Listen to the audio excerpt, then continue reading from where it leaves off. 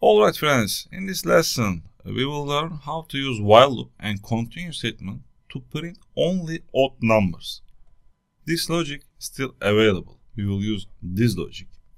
So to do this, we will check each number. If the number is even, we will use continue to skip it. So how can I do that? Here I need to check number is even or not. If even, I need to skip it. So I check number is even or not. So for doing this, I use module operator.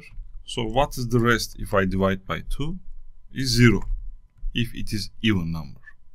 So if it is even number, I continue, I skip it, and then I print odd number.